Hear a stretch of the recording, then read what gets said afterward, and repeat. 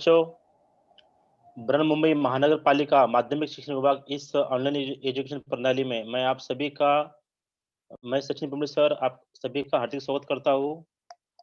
प्यारे बच्चों, आज हमारा विषय है राजनीतिक शास्त्र, पाठ 4 संयुक्त राष्ट्र। हम इसको पीपीटी के माध्यम से पढ़ेंगे। मैं आशा करता हूँ कि आप सभी बच्चे ध्यान से देखेंगे और सुनेंगे।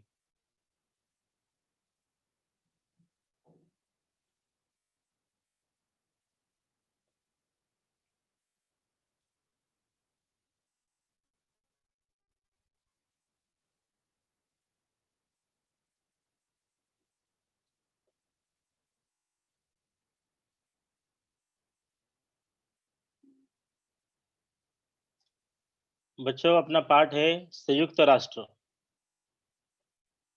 ये पाठ हम पढ़ने वाले हैं, ये पाठ बड़ा है। आज की तासिका हम इस पाठ को हम आधा ही पाठ पढ़ेंगे और आधा जो पाठ है हम अगली तासिका में पढ़ेंगे।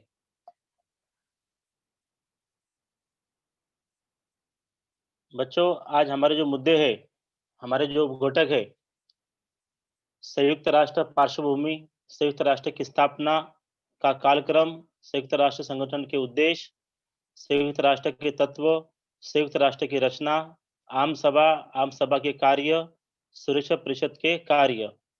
यह हम जो हमारे जो आज के मुद्दे हैं, इसको हम सविस्तर रूप से आज पढ़ने वाले हैं। आशा करता हूँ कि सभी बच्चे ध्यान से इसको सुनेंगे और देखेंगे। बच्चों, इस अध्याय में हमें नया क्या सीखने वाले हैं? इस अंतर्राष्ट्रीय स्तर पर शांति एवं सुरक्षा हो, इसलिए संयुक्त राष्ट्र नामक अंतर्राष्ट्रीय संगठन की यहाँ पे स्थापना की गई है। अभी जो संयुक्त राष्ट्र संघ, इसका अर्थ क्या है? संयुक्त राष्ट्र संघ का अर्थ है, इसको अंग्रेजी में कहते हैं यूनाइटेड नेशन। यह एक अंतर्राष्ट्रीय संगठन है जिसके उद्देश्य में उल्लेख है कि यह अंतर्राष्ट्रीय कानून को सुविधाजनक बनाने के लिए यहाँ पे इसका इस्तेमाल किया जाता है। इसके साथ-साथ बच्चों, अंतर्राष्ट्रीय सुरक्षा के लिए, आर्थिक विकास के लिए, सामाजिक प्रगति के लिए, मानव अधिकार के लिए और विश्व शांति के लिए कार्यरत है। इसीलिए ये जो हमारा जो पहला मुद्दा है अभी, संयुक्त राष्ट्र पार्श्वभूमि। इस संगठन के उद्देश्य में इसके उद्देश्य है, इसके जो तत्व है, रचना है और शांति रक्षा की उसकी भूमिका है, यह हम इसका सविस्तर अध्ययन इस अध्याय में करने वाले हैं। पहला मुद्दा है बच्चों हमारा संयुक्त राष्ट्र पार्श्वभूमि। अब 20वीं शताब्दी के आरंभ में 2 विश्व युद्ध हुए। आपको पता है बच्चों, प्रथम विश्व युद्ध हुआ और द्वितीय विश्व युद्ध हुआ। ये प्रथम विश्व युद्ध कब हुआ? 1914 से लेकर 1918 में। और द्वितीय विश्व युद्ध कब हुआ? 1939 से लेके 1945 में। अब ये जो 2 विश्व युद्ध हुए थे, तो इन विश्व युद्ध के कारण हमारे विश्व में बड़ी मात्रा में जीवित एवं धन हानि हुई। आपको पता है, आपने ये जो प्रथम विश्व युद्ध और द्वितीय विश्व युद्ध हमने पिछले पाठ में पढ़ा होगा। आपको ज्ञात होगा बच्चों कि इस विश्व युद्ध में जब ये जो युद्ध हो रहे थे, इसमें हमारे विश्व में बड़ी मात्रा में, अधिक से अधिक मात्रा में बहुत से लोग इसे मारे गए, जीवित हानि हुई और हमारी जो राष्ट्र की जो संपत्ति है, उसकी भी यहाँ पे धन हानि हुई दिखाई पड़ती है। तो इस कारण वैश्विक शांति स्थापित करने हेतु मतलब हमारे विश्व में शांति हम कैसे प्रदान करें, उसके हेतु में एक कार्य प्रणाली निर्मित की जानी चाहिए। इस दृष्टि से जो प्रथम विश्व युद्ध के बाद राष्ट्र संघ और द्वितीय विश्व युद्ध के बाद संयुक्त राष्ट्र, इनकी अंतर्राष्ट्रीय संगठन की स्थापना की गई। मतलब पहला युद्ध जब हुआ था, तो उसके बाद राष्ट्र संघ और जो द्वितीय विश्व युद्ध के बाद में संयुक्त राष्ट्र, इनकी एक अंतर्राष्ट्रीय संगठन की स्थापना की गई। अब बच्चों, संयुक्त राष्ट्र की जो स्थापना है, यह 24 अक्टूबर 1945 को संयुक्त राष्ट्र अधिकार पत्र पर 50 देशों के हस्ताक्षर होने के साथ ये हुई। जब ये संगठन स्थापित हुई, तो इसमें 50 देश शामिल हुए और उनके हस्ताक्षर के कारण यह जो संगठन है, उसकी स्थापना की गई। अब प्रथम विश्व युद्ध के बाद जो स्थापित हुए राष्ट्र संघ को अधिक सफलता नहीं मिल पाई। जब पहला विश्व युद्ध हुआ था, उसमें बहुत से लोग मारे गए, बहुत सी धनहानि हुई। तो राष्ट्रों ने सोचा था कि ये युद्ध दोबारा ना हो, ऐसी जीवित हानि ना हो। तो उन्होंने यहाँ पर एक राष्ट्र संघ को एक स्थापन करने का उन्होंने सुझाव दिया, परंतु यह इसमें इसमें सफलता उनको वो न मिल पाई। किंतु जब जो दूसरा विश्व युद्ध हुआ, जब दूसरे विश्व युद्ध में जो अणुबम का उपयोग होने के कारण मतलब जो सेकंड वार जब हुआ था, तो उसमें अणुबम का इस्तेमाल किया गया। इस अणुबम का उपयोग होने के बाद इस तरह के विनाशकारी मतलब बहुत भयंकर विनाशकारी युद्ध रोकने के लिए यहाँ पर सभी राष्ट्र की सामूहिक जिम्मेदारी है, यह विचार सामने आया। जब सेकंड वार हुआ था, जब द्वितीय विश्व युद्ध हुआ था, तो उसमें अणुबम का प्रयोग किया गया। उसमें बहुत से लोगों की जान गई, बहुत से देश को नुकसान पहुँचा और साथ ही साथ जो धन-हानि है, जो हमारे राष्ट्र की संपत्ति है, वो विनाश की ओर बढ़ती जा रही थी। तो ये ऐसा विनाशकारी युद्ध रोकने के लिए यहाँ पर सभी राष्ट्र इन्होंने एक सामूहिक जिम्मेदारी थी कि ये इनका एक विचार यहाँ पे उन्होंने सामने लाया और दूसरा विश्व युद्ध समाप्त होने के बाद इस तरह की भावना सभी राष्ट्र में निर्माण करने हेतु संयुक्त राष्ट्र संगठन की स्थापना यहाँ पर की गई। जैसे मैंने बताया बच्चों आपको कि संयुक्त राष्ट्र की जो स्थापना है, ये 24 अक्टूबर को 1945 में न्यूयॉर्क में हुई। अब इसमें जब शुरुआत में जब इसका अधिकार पत्र बना, तो इसमें सिर्फ़ 50 देश इसमें शामिल हुए और उनके हस्ताक्षर से, उनके साइन से ये संगठना कार्यरत हुई।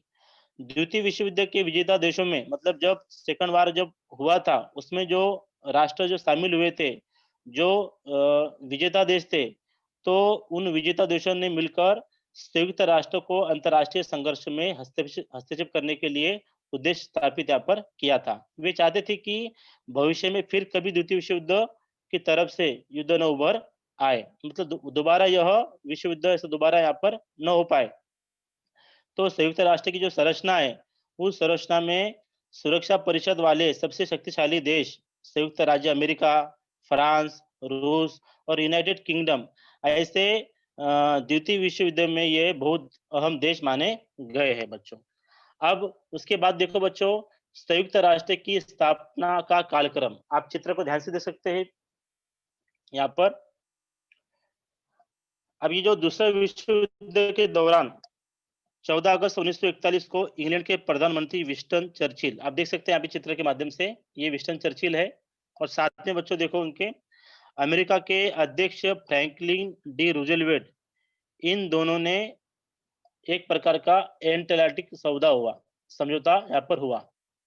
जैसे कि आपको पता है कि प्रथम विश्व युद्ध और द्वितीय विश्व युद्ध में बहुत प्रकार की जान-हानि हुई थी, बहुत से लोग मारे गए थे, धन की हानि हुई थी।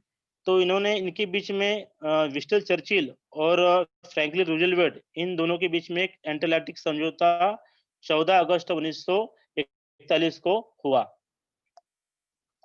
अब इस समझौते के अनुसार युद्ध समाप्त हो जाने के बाद अंतर्राष्ट्रीय सुरक्षा निर्माण करने के एक स्थायी व्यवस्था निर्माण करने का निर्णय यहाँ पर लिया गया। अब एक प्रकार का यहाँ पे समझौता हुआ। अब समझौता के अनुसार अब जब युद्ध जब समाप्त हो गए थे, तो हमारी जो अंतर्राष्ट्रीय सुरक्षा है, हमारे हर एक राष्ट्र की जो बॉर्डर होती है, उन अंतर्राष्ट्रीय सुरक्षा निर्माण करने के लिए करने हेतु एक स्थायी व्यवस्था मतलब एक सरल व्यवस्था यहाँ पर निर्माण करने का निर्णय यहाँ पर लिया गया। आपको पता होना चाहिए बच्चों कि एटलांटिक समझौता कब हुआ? 14 अगस्त 1941 को एटलांटिक समझौता यहाँ पर हुआ। इस निर्णय पर वर्ष 1944 और वर्ष 1945 में हुए मित्र राष्ट्र की परिषद में एक प्रकार की सविस्तर चर्चा की गई।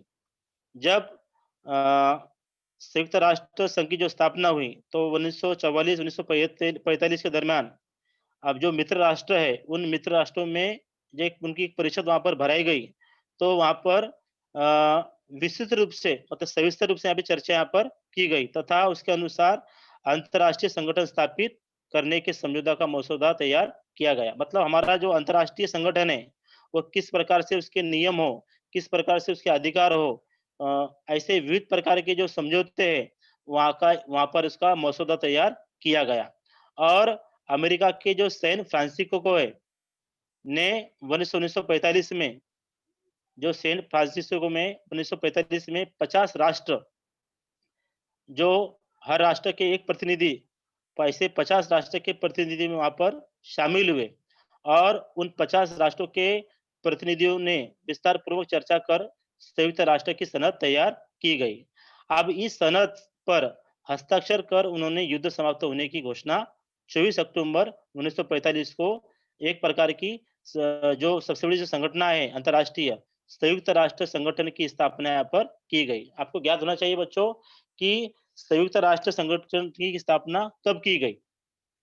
24 अक्टूबर 1945 को संयुक्त राष्ट्र के संगठन की स्थापना न्यूयॉर्क में की गई और इसमें संयुक्त राष्ट्र एक प्रभुत्व संपन्न राष्ट्र का संगठन माना गया है। जैसे उसी प्रकार बच्चों देखो कि संयुक्त राष्ट्र संघ के उद्देश्य। अब ये जो संयुक्त राष्ट्र है, अब संयुक्त राष्ट्र सॉरी उसके पहले देखो बच्चों यहाँ पर संयुक्त राष्ट्र की स्थापना का कार्यक्रम। अब इसके आधार पे आपको प्रश्न भी पूछा जा सकता है। प्रश्न वो इस प्रकार का हो सकता है, संयुक्त राष्ट्र संगठन की स्थापना के कारण लिखिए। अगर ऐसा प्रश्न अगर आता है, तो आपको यहाँ पर पॉइंट डालकर मुद्दे के साथ उसको आपको लिखना है। प्रश्न ऐसा है, संयुक्त राष्ट्र संगठन की स्थापना के कारण लिखिए। अब संयुक्त राष्ट्र संगठन की स्थापना के कारण निम्न प्रकार के हैं उत्तर में।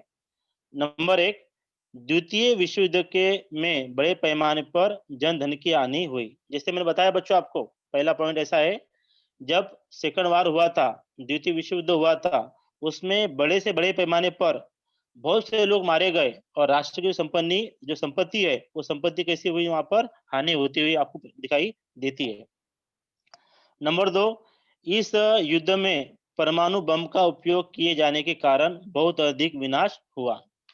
अब जब द्वितीय विश्व युद्ध में जब परमाणु बम का इस्तेमाल किया, तो इस अणुबम के कारण ऐसा खतरा हर राष्ट्र सामने आ गया था कि यह विनाश की ओर हमें लेके जा रहा है। तो इस युद्ध में जो परमाणु बम का उपयोग किए जाने के कारण बहुत अधिक पैमाने पर यहाँ पर विनाश हुआ। नंबर 3, विश्व के सभी राष्ट्र, मतलब हमारे जो विश्व के अंदर जो सभी राष्ट्र है, तो सभी राष्ट्र ये विचार करने लगे कि यह सभी राष्ट्र की ज़िम्मेदारी है कि ऐसे विनाशकारी युद्धों पर रोक लगनी चाहिए। अब उनको पता हो गया था कि युद्ध में किसी का भला होने वाला नहीं है। हमारे बहुत से लोग मारे जा रहे हैं, हमारे राष्ट्र की संपत्ति का नुकसान हो रहा है।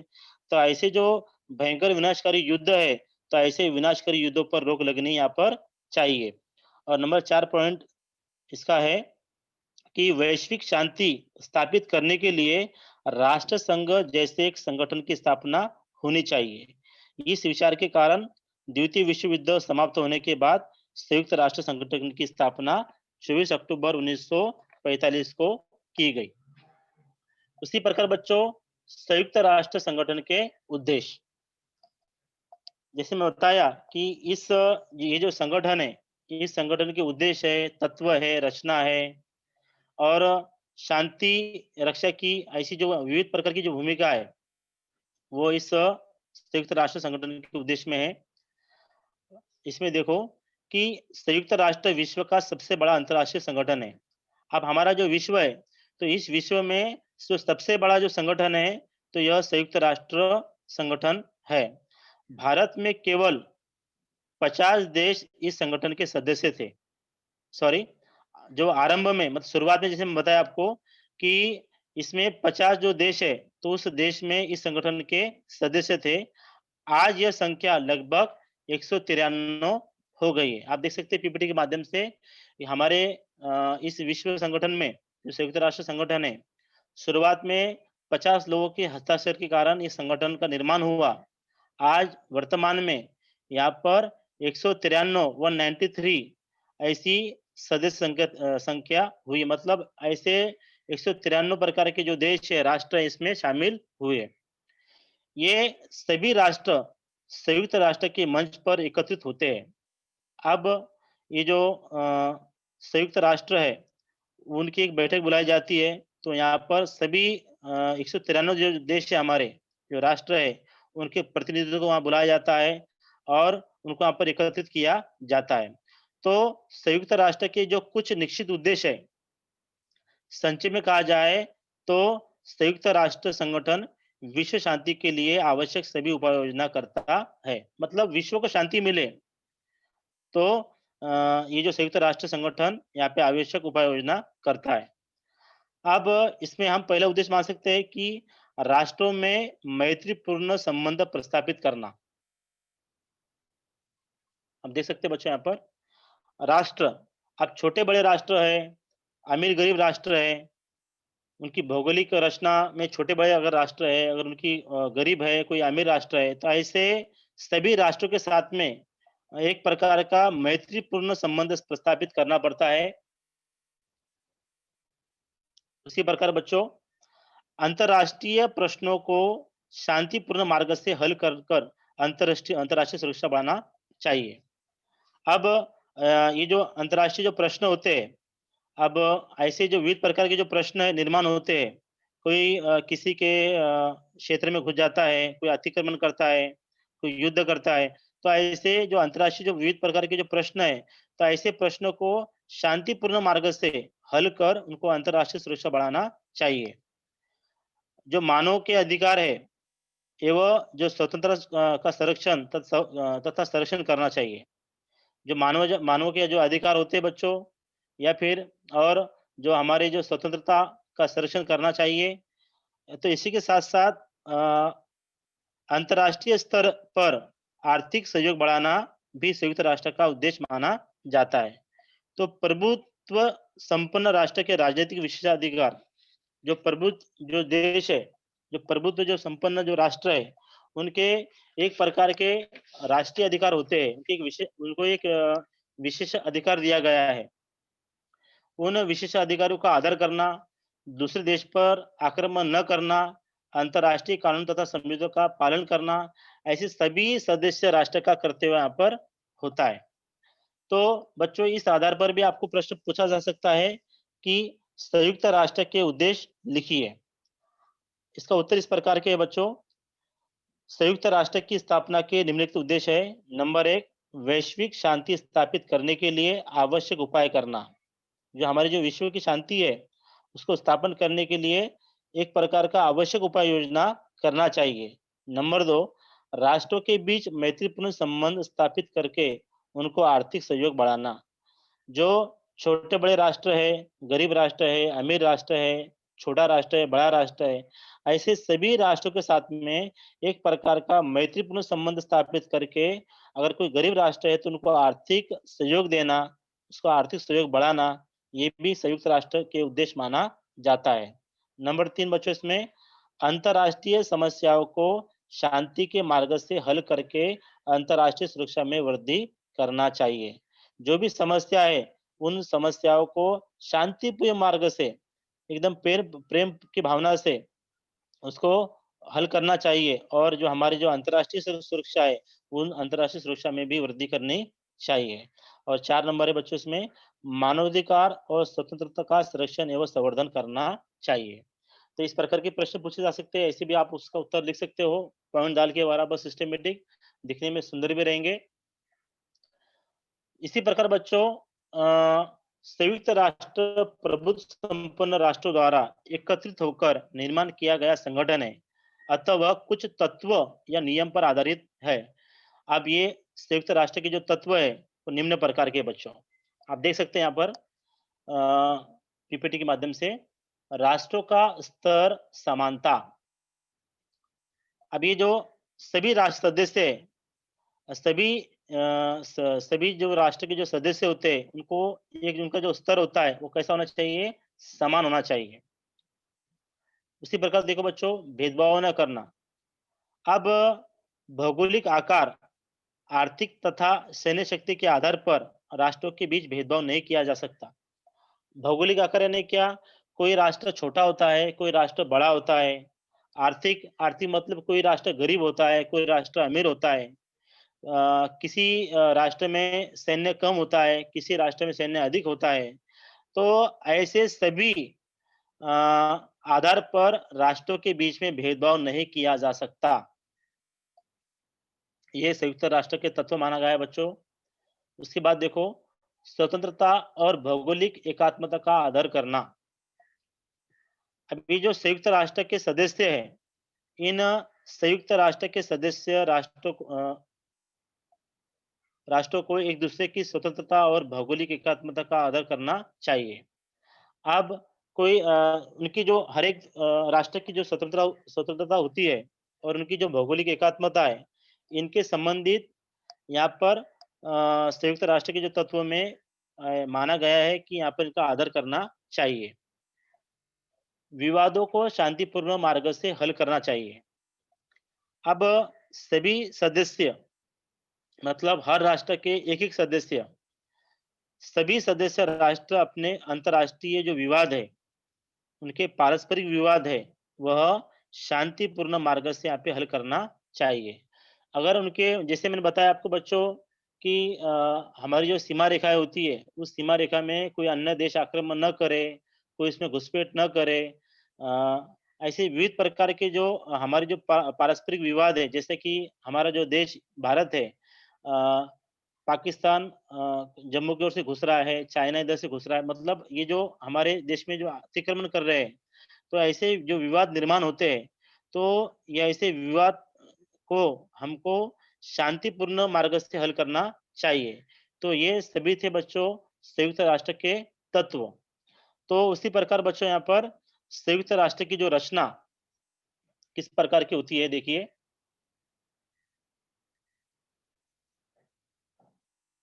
जो आप ध्यान से देखो चित्र में, आप चित्र में आपको दिखाई दे रहा है कि संयुक्त राष्ट्र की रचना।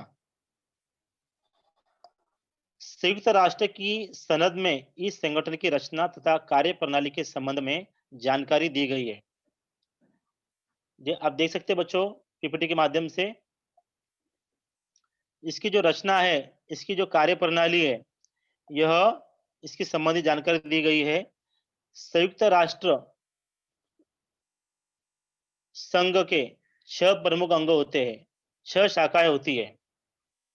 आप देख सकते हैं पहला आम सभा, दूसरा सुरक्षा परिषद, तीसरा आर्थिक और सामाजिक परिषद, चौथा अंतर्राष्ट्रीय न्यायालय, पाँचवा न्यास मंडल और छठा सचिवालय। ये बच्चों संयुक्त राष्ट्र के 6 प्रमुख अंग है, शाखाएँ हैं। ये एक प्रकार की संयुक्त राष्ट्र की रचना है।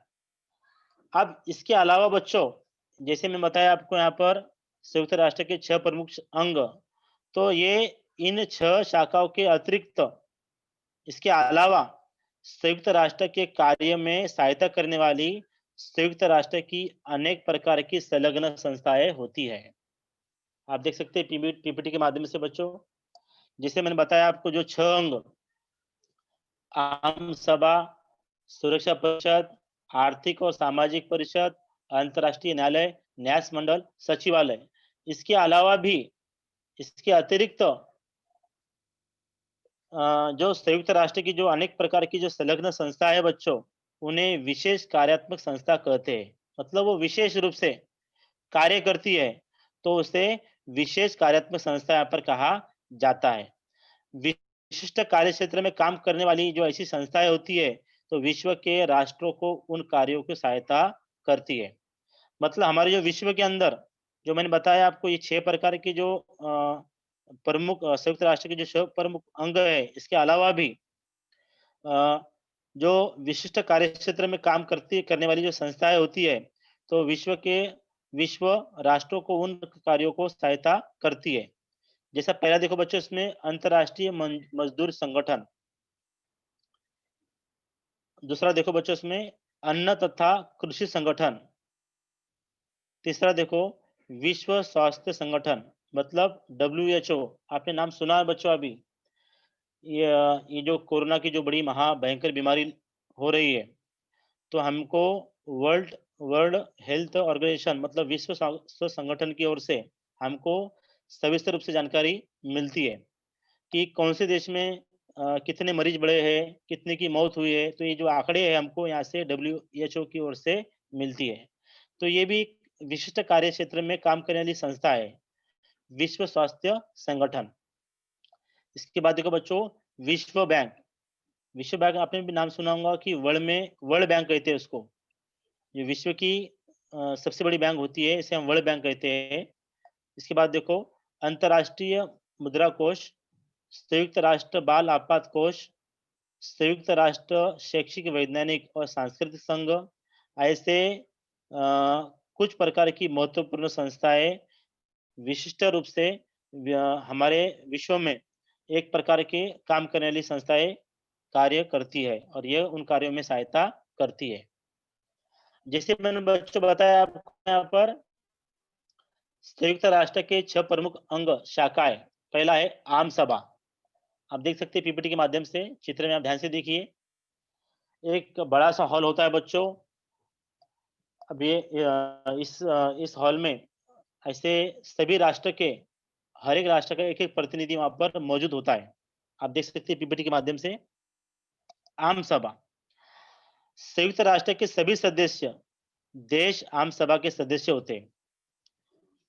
अब ये जो संयुक्त राष्ट्र संघ है, संयुक्त राष्ट्र के सभी जो सदस्य हैं, यह आम सभा के सदस्य होते हैं। देश अमीर हो या गरीब, बड़ा हो या छोटा, सभी सदस्य राष्ट्रों को स्थान और स्तर समान होता है। यहाँ पर जो लोग बैठे हुए हैं बच्चों, हर एक राष्ट्र के अलग-अलग राष्ट्र के यहाँ पर एक प्रतिनिधि बैठे हैं।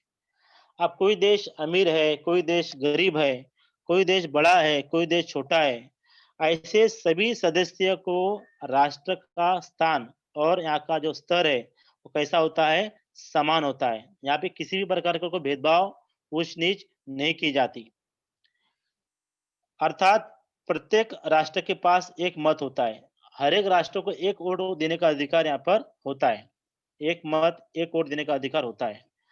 अब हर हर साल सितंबर से दिसंबर की कालावधि में आम सभा का अधिवेशन होता है। बच्चों, इस आम सभा में सभी राष्ट्र के प्रतिनिधि शामिल होते हैं और सभी को एक मत देने का अधिकार होता है।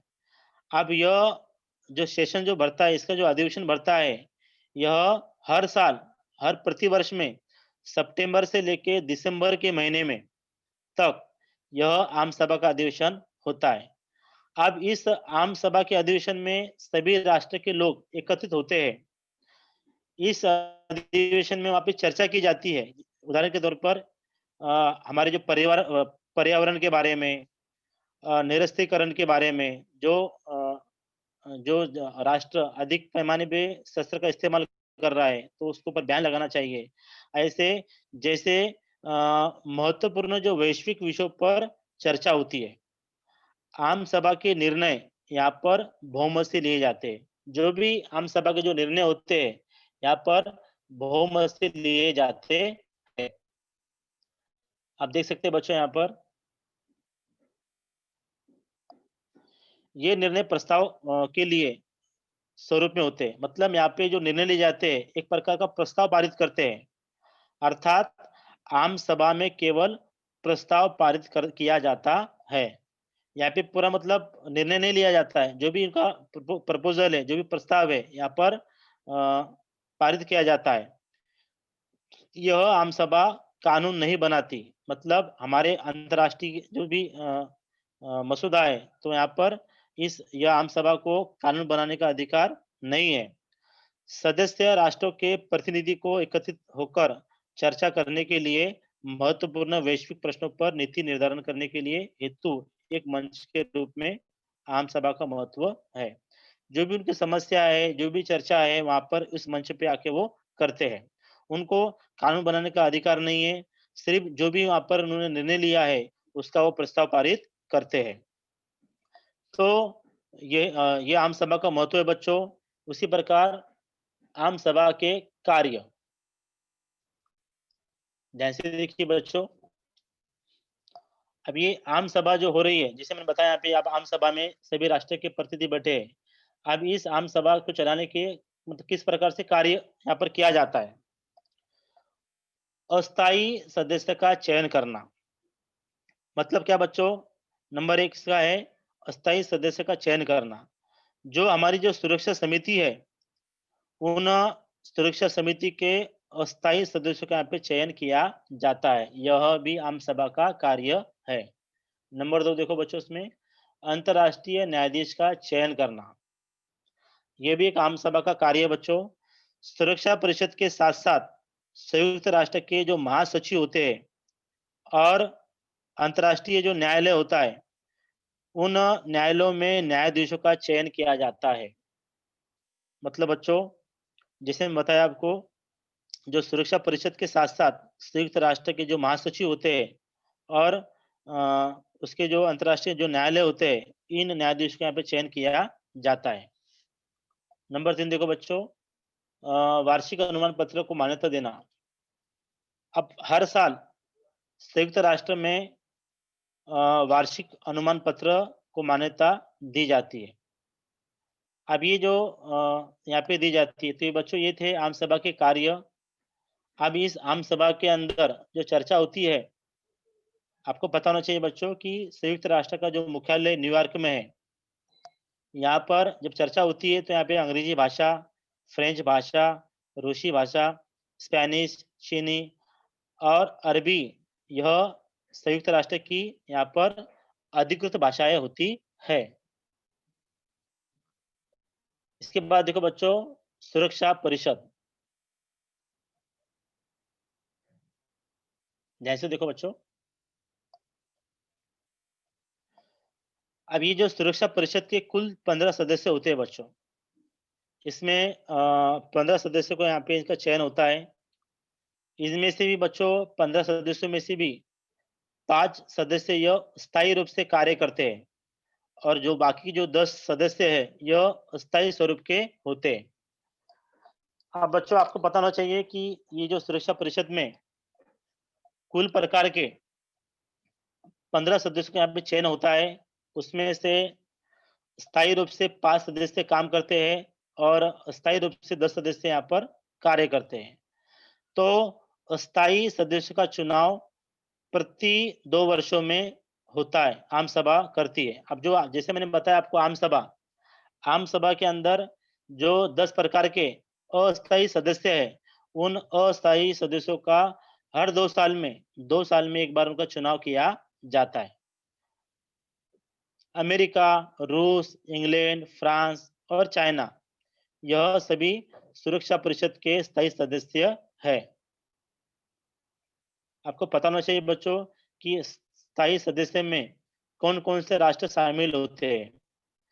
पहला अमेरिका, रूस, इंग्लैंड, फ्रांस और चीन। यह सभी राष्ट्र सुरक्षा परिषद के स्थायी सदस्य होते हैं। उन्हें नकाराधिकार का अधिकार प्राप्त होता है बच्चों। मतलब उनको अधिकार दिया गया है, जो स्थायी रूप से सदस्य है, उनको नकाराधिकार का अधिकार यहाँ पर दिया गया है। किसी भी महत्वपूर्ण प्रश्न पर निर्णय लेने के लिए 5 स्थायी सदस्य और कम से कम 4 अस्थायी सदस्यों का हाँ करना आवश्यक होता है। अब जब सुरक्षा परिषद का जब कार्य बढ़ता है, जब सम्मेलन बढ़ता है, उसमें जब किसी विषय पे हमें निर्णय लेना है, तो वहाँ पर जो 5 स्थायी सदस्य है और 4 प्रकार के जो अस्थायी सदस्य है, अगर यस कहा, इन्होंने अगर हाँ कहा, तो करना उनको आवश्यक होता है। तो जब इन्होंने हाँ होने के बाद वहाँ पे बहुमत प्राप्त होता है। स्थायी सदस्यों में से किसी भी सदस्य को यदि नकाराधिकार का उपयोग किया जाए, अर्थात जिसने जो स्थायी सदस्य जो 5 बताए मैंने, उसमें से 4 लोगों ने हाँ कहा, अगर एक ने अगर ना कहा, तो वह इसका अर्थ ये होता है कि वो उसको उन्होंने यहाँ पर विरोध में मत दिया तो निर्णय लिया नहीं जा सकता। इसके बाद देखो बच्चों, सुरक्षा परिषद के कार्य।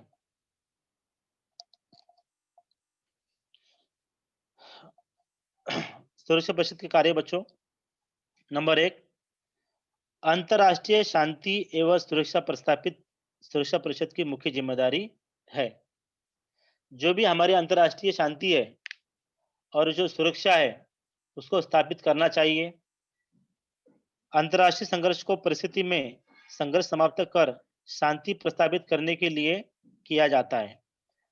प्रयत्न करना, आर्थिक प्रतिबंध लादना अथवा आक्रामक राष्ट्र विरोध में सैनिक कार्रवाई करने का निर्णय यहाँ पर लिया जाता है और यह सभी विकल्प सुरक्षा परिषद सुलझाती है। बच्चों, जो भी आक्रामक राष्ट्र है, जो अगर एक राष्ट्र के ऊपर दूसरा राष्ट्र अगर आक्रमण कर रहा है, तो वो आक्रामक राष्ट्र पर आर्थिक प्रतिबंध लगाना तथा उसके विरुद्ध सैनिक कार्रवाई करना, ये भी क्या है, सुरक्षा परिषद के कार्य है। अ, सुरक्षा परिषद में सशस्त्र नियंत्रण के लिए योजना तैयार करने का काम करती है। जो वे हमारे जो हथियार होते हैं बच्चों, उन शस्त्रास्त्रों को में नियंत्रण की योजना तैयार करनी पड़ती है। और अ, ये भी काम सुरक्षा परिषद की कार्य करती है। उसमें देखो बच्चों, लास्ट में आम सभा के साथ अंतर्राष्ट्रीय न्यायालय के न्यायाधीश और संयुक्त राष्ट्र के महासचिव का चयन करने के में सुरक्षा परिषद का सहभाग होता है। जैसे मैंने बताया बच्चों आपको, आम सभा के अंदर जो अंतर्राष्ट्रीय जो न्यायालय होता है, उसमें जो न्यायाधीश बैठता है, न्याय देने वाला जो न्यायाधीश बैठता है, और संयुक्त राष्ट्र का जो महासचिव है, तो ये जो इनका जो चयन भी सुरक्षा परिषद के सहभाग से ही होता है। सुरक्षा परिषद की रचना में परिवर्तन हो और उसका स्वरूप अधिक लोकतांत्रिक हो, इस दृष्टि से यहाँ पर वर्तमान में संशोधन सुझाया जा सकता है। और सुरक्षा परिषद में भारत की स्थायी सदस्यता प्राप्त हो, इसके लिए भारत भी क्या है, प्रयत्नशील है। जैसे मैंने बच्चों में बताया आपको यहाँ पर कि जो सुरक्षा परिषद है, इसमें जो स्थायी स्थायी सदस्य जो है, अमेरिका, रूस, इंग्लैंड, फ्रांस और चीन, यह सुरक्षा परिषद के स्थायी सदस्य है। तो इसमें हमारा भारत देश स्थायी सदस्यता प्राप्त करने के लिए भारत अभी भी प्रयत्न कर रहा है। तो ये थे बच्चों सुरक्षा परिषद के कार्य। हमारा जो अगला जो मुद्दे हैं हमारे, हम उसको अगली तालिका में पढ़ेंगे। तो आज हमने यहाँ पर बच्चों अ, संयुक्त राष्ट्र की जो पॉइंट है, संयुक्त राष्ट्र की पार्श्वभूमि, संयुक्त राष्ट्र की स्थापना का कालक्रम, संयुक्त राष्ट्र संगठन के उद्देश्य, संयुक्त राष्ट्र के तत्व, संयुक्त राष्ट्र की रचना, आम सभा के कार्य, सुरक्षा परिषद के कार्य, इस पाठ का हमने अध्ययन आज किया है और अगले मुद्दे हम अगली तालिका में करेंगे। किसी को अगर कुछ पूछना है, पूछ सकते हैं बच्चों। यहाँ पे आधा पाठ हमारा सब तो हुआ है। किसी को कुछ पूछना है तो मुझे पूछ सकते हैं बच्चों। Hello. Hello sir, good morning. हाँ, गुड मॉर्निंग बच्चों। सर अभी आपने बताया कि 15 लोग रहते हैं, उसमें से 10 लोग अस्थाई लोग रहते हैं संयुक्त राष्ट्र में और 5 लोग स्थायी। सर 10 लोग क्यों अस्थाई लोग रहते हैं? बच्चों, ये जो सुरक्षा परिषद है, यहाँ पर कुछ उसका जो मतलब जो संयुक्त राष्ट्र है, उसका जो मसौदा जब तैयार किया गया था, उसके जो नियम बनाए गए थे, उस नियम के अनुसार ही वहाँ पर बच्चों जो सुरक्षा परिषद है, मतलब जो संयुक्त राष्ट्र का जो अंग है सुरक्षा परिषद, उसमें कुल मिला के जो 15 सदस्य होते हैं, तो उसमें उन्होंने सिर्फ 5 जो सदस्य है, वो उनको स्थायी रूप से कार्य सौंपा, और 10 सदस्य है, इनको अस्थायी रूप से इनको कार्य यहाँ पर सौंपा गया है। मतलब जो भी अधिकार है, ये 5 सदस्यों को होता है, और उसमें से जो 4 प्रकार के जो अस्थायी सदस्य होते हैं, उनको भी यहाँ पे मतदान करने का अधिकार होता है। कम से कम 5 स्थायी सदस्य और 4 अस्थायी सदस्य जो होते हैं, तो इन्होंने अगर हाँ बोला या किसी हमने निर्णय लिया, तो ये इन लोगों के ऊपर ही वो बहुमत माना जाता है।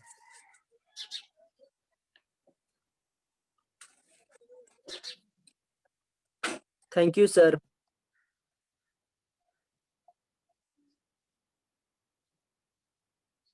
हाँ, और किसी को कुछ पूछना है बच्चों?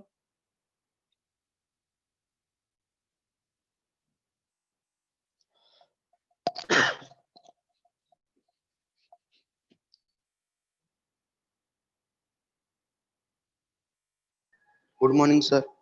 गुड मॉर्निंग बेटा। संयुक्त राष्ट्र के उद्देश्य।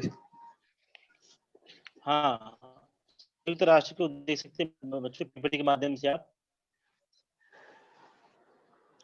बच्चों, संयुक्त राष्ट्र की स्थापना 24 अक्टूबर 1945 को हुई, ये आपको पता है।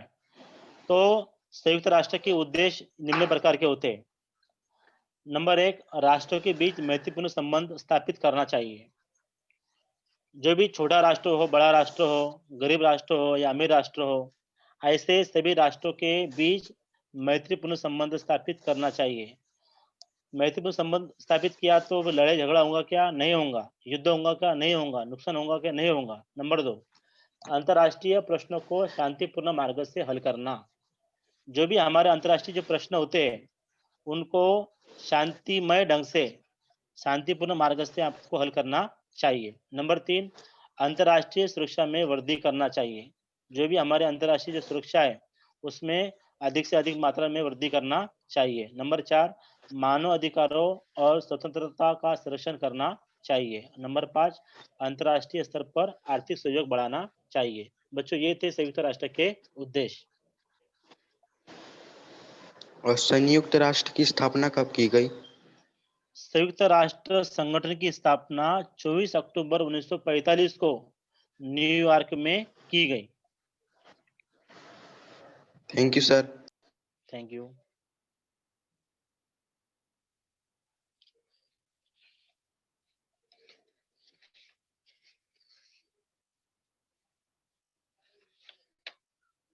और कुछ पूछ सकते बच्चों, को डाउट रहा आपको तो?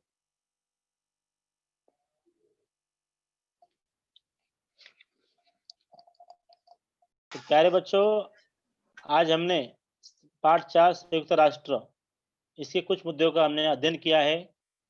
आशा करता हूँ कि ये थोड़ा-सा पाठ आपको समझ में आया होगा पीपीटी के माध्यम से। हम इसका जो आधा पाठ है, हम अगली तासिका में पढ़ेंगे। तब तक के लिए धन्यवाद बच्चों। Thank you.